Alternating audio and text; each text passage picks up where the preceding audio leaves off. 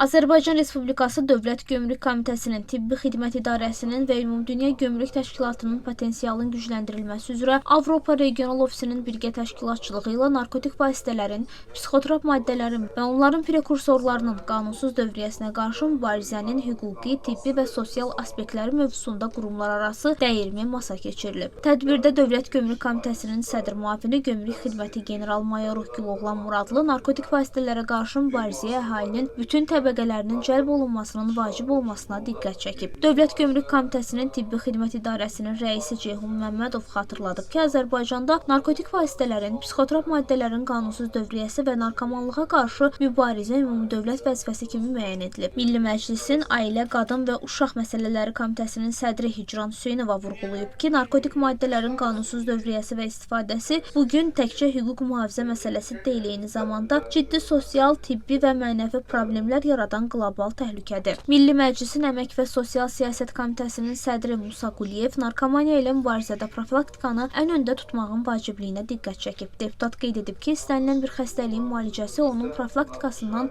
3-4 dəfə baha başa gəlir və çətinliklərlə üzləşir. Daha sonra aidiyyatı qurumların nümayəndələri tərəfindən narkomaniya və narkotik vasitələrin qanunsuz dövriyyəsi ilə mübarizə istiqamətində həyata keçirilən fəaliyyət və mövcud təcrübə barədə təqdimatlar edilib, o cümlədən müvafiq sahədə multisektoral əməkdaşlığın gücləndirilməsi istiqamətində təkliflər səsləndirilib. Pedofil faizi çox yüksəkdir.